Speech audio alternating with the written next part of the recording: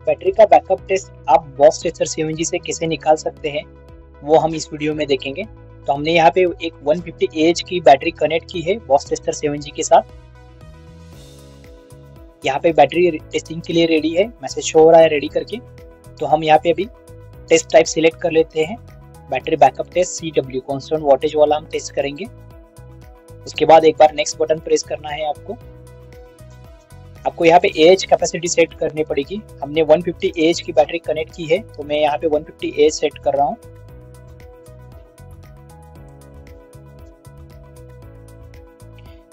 उसके बाद आपको एक बार नेक्स्ट बटन प्रेस करना है।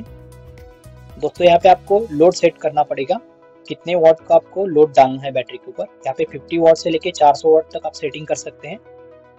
हमने यहाँ पे 400 वाट का मैक्सिमम का जो लोड है वो सेट कर दिया है। उसके बाद आपको एक बार एंटर बटन प्रेस करना है। यहाँ पे कट ऑफ वोल्टेज आपको सेट करना पड़ेगा। स्टैंडर्ड जो है 10.50 वोल्ट का कट ऑफ वोल्टेज रहता है, यानी इस वोल्टेज तक आपकी बैटरी डिस्चार्ज होगी। अगर आपको इसको ऊपर नीचे करना है तो भी कर सकते हैं। हमने इसको स्टैंडर्ड जो है वैसे ही रहने दिया है और नेक्स्ट बटन प्रेस कर दिया है।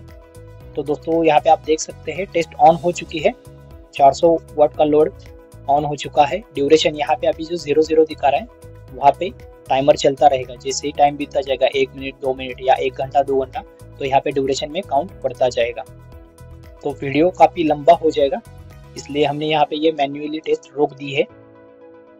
तो कुछ इस तरह से आप अपने बैटरी का बैकअप टेस्ट निकाल सकते हैं। जैसे ही टेस्ट खत्म हो जाएगी यहाँ पे आपको स्टॉप मैसेज शो होना शुरू हो जाएगा और बैकअप टाइम भी दिखेगा। Thank you.